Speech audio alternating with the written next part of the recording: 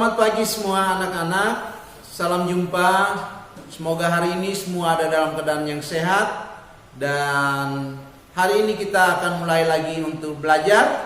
Dan Bapak akan menyampaikan materi mata pelajaran seni budaya. Oke, sebelum kita lanjut, kita akan berdoa terlebih dahulu. Dan kepada semua adik-adik yang berada di rumah, mari kita berdoa menurut agama dan kepercayaan kita masing-masing.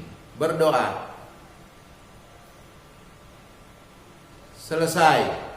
Baik adik-adik sekalian, untuk seni budaya, hari ini kita mulai dengan seni rupa, yaitu materi menggambar flora, fauna, dan alam benda.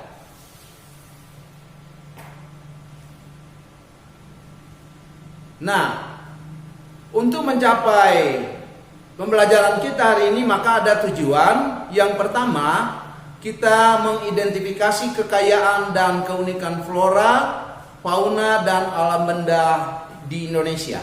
Yang kedua, mendeskripsikan keunikan flora, fauna, dan alam benda. Ini yang menjadi tujuan pembelajaran kita setelah kita belajar keseluruhan materi tentang menggambar flora, fauna, dan alam benda.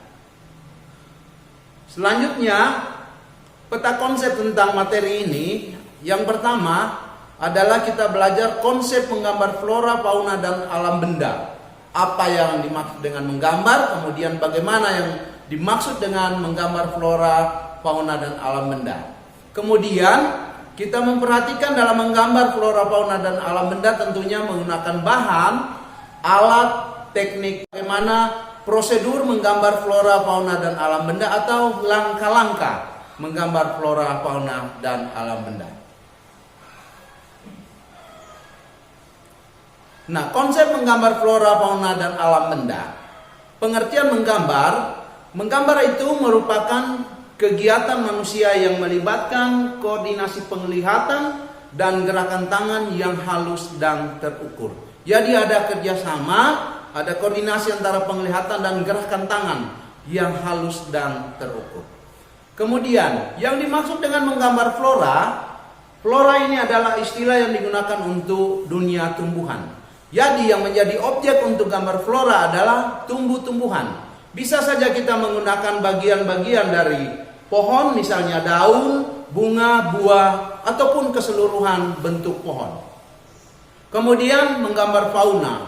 Fauna adalah istilah yang digunakan untuk dunia binatang atau hewan. Nah, tentunya dalam menggambar fauna objeknya adalah binatang atau hewan. Dan kita pun bisa menggambar bagian-bagian anatomi tubuh atau keseluruhan bentuk dari binatang atau hewan. Misalnya kita hanya bisa menggambar kepala burung. Nah, kemudian untuk alam benda.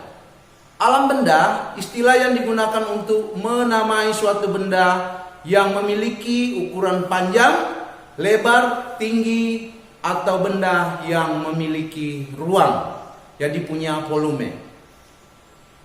Selanjutnya, kesimpulannya, menggambar flora, fauna, dan alam benda adalah perwujudan suatu gagasan berdasarkan objek flora, fauna, dan benda alam di atas bidang dua dimensi dengan media dan prinsip tertentu. Ini yang dimaksud konsep menggambar flora, fauna, dan alam benda. Kita lanjut. Nah, dalam menggambar flora, fauna, dan alam benda tentunya kita menggunakan bahan dan alat menggambar. Bahan atau bidang gambar yang digunakan adalah kertas biasa, kemudian bisa juga karton, kemudian kanvas. Kanvas ini adalah kain yang teksturnya kasar, ya. Itu bisa digunakan dan biasa dipakai oleh para pelukis. Kertas karton atau sejenisnya dengan satu warna dasar yang polos seperti ada pada layar ini. Selanjutnya,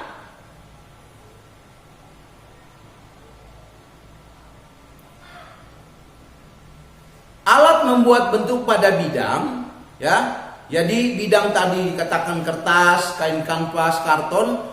Alat untuk membuat bentuk gambar sesuai objek adalah kuas, palet, pena, pensil warna, digunakan sesuai dengan kebutuhan berdasarkan objek yang kita tentukan.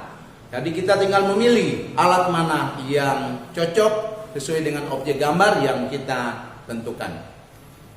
Selanjutnya kita masuk pada teknik untuk menggambar. Ya, ada berapa teknik yang kita gunakan untuk menggambar flora, fauna, dan alam benda. Yang pertama adalah teknik arsir. Teknik arsir seperti digambar menggunakan unsur garis yang disejajarkan atau dipersilangkan. Pensil harus runcing dan digunakan dalam posisi tegak. Nah, ada berapa bentuk teknik arsir, yaitu arsir horizontal, kemudian ada arsir diagonal, kemudian ada arsir vertikal, dan terakhir ada arsir silang horizontal vertikal. Ini teknik arsir. Yang berikut teknik Dussel. Nah, kita perhatikan hasilnya seperti gambar yang ada di layar. Kita menggunakan goresan pensil gambar dengan posisi miring atau rebah. Jadi pensil dipegang dengan posisi miring atau rebah dalam membentuk objek gambar, ya, seperti hasilnya pada gambar yang ada di layar. Kemudian teknik pointillis. Nah, teknik pointillis ini menggunakan unsur seni rupa seperti unsur titik atau poin sebagai pembentuk objek gambar. Teknik ini memerlukan waktu yang sangat lama sehingga dibutuhkan kesabaran yang tinggi, ya, karena kita menggunakan titik yang banyak untuk membentuk sebuah objek. Seperti pada layar kita melihat gambar anatomi kucing, ya. Kalau kita melakukan ini dengan kesabaran, tentu hasilnya sangat memuaskan dan mempunyai nilai seni yang indah atau artistik. Kita perhatikan, dengan hasil titik-titik maka membentuk sebuah objek seperti gambar fauna, sebagian anatomi kucing. Selanjutnya teknik akuarel. Teknik akuarel ini biasanya disebut hasilnya transparan, ya. Kita menggunakan cat air atau tinta gambar secara langsung, ya. Jadi cat air itu ada dua bentuknya, ada yang batangan, ada yang di tube. Kita gunakan itu dan hasil gambarnya biasanya transparan.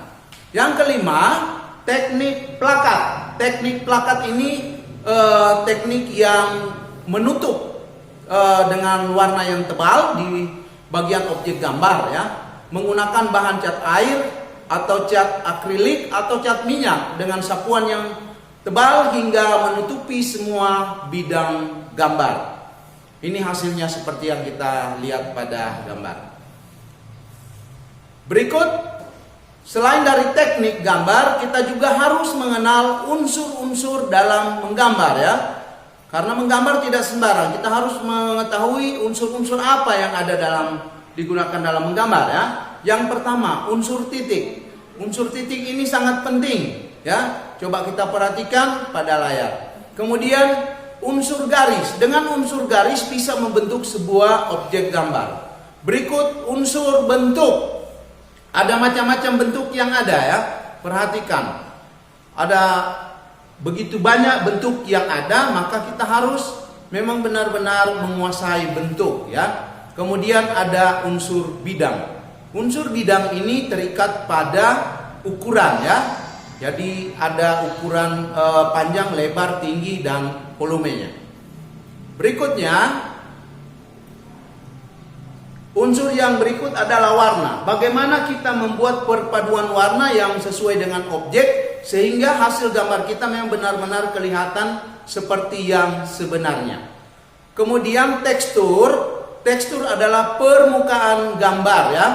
Permukaan gambar juga bergantung pada bidang gambar yang kita tentukan, ya. Kalau menggunakan kertas tentu teksturnya halus, dan menggunakan kain kanvas teksturnya kasar, ya. Dan bisa juga tekstur ditampilkan melalui pewarnaan yang ada sehingga kelihatan perbedaan tekstur yang halus dan kasar. Kemudian unsur yang ketujuh adalah gelap terang, ya. Gelap terang artinya pencahayaan dalam gambar. Kita harus mampu mengaturnya melalui pewarnaan itu, bagaimana posisi dari objek gambar itu, dan mana yang kena cahaya, mana yang tidak kena cahaya. Ini dikatakan dengan unsur gelap terang. Nah, setelah itu kita akan masuk pada prosedur untuk menggambar flora, fauna, dan alam benda atau langkah-langkahnya. Orang mulai dari apa ya? Yang pertama, kita mengamati objek, kita memilih objek ya, baru diamati dengan cermat. Berikutnya, setelah kita mengamati, kita membuat sketsa atau garis bayangan berdasarkan objek yang kita amati. Kemudian, buatlah pencahayaannya dari sketsa, kita buat gelap terangnya berdasarkan posisi dari gambar atau objek gambar tersebut. Yang keempat, kita membuat pewarnaan dan disesuaikan dengan objek gambar yang kita pilih. Kalau kita menggambar daun, tidak mungkin kita beri warnanya misalnya warna biru ya. Tentunya daun pada umumnya berwarna hijau ya. Kemudian setelah itu kita finishing, masuk pada finishing atau penyelesaian akhir. Tentunya kita membersihkan bekas-bekas coretan-coretan dalam sketsa tadi dan juga warna-warna yang lebih dari garis objek gambar. Itu langkah yang terakhir yang disebut penyelesaian. Oke, demikian untuk materi hari ini. Dan nanti akan ada tugas yang diberikan tentang materi yang kita terima mengenai konsep gambar flora, fauna, dan alam benda. Terima kasih, Tuhan menyertai kita semua.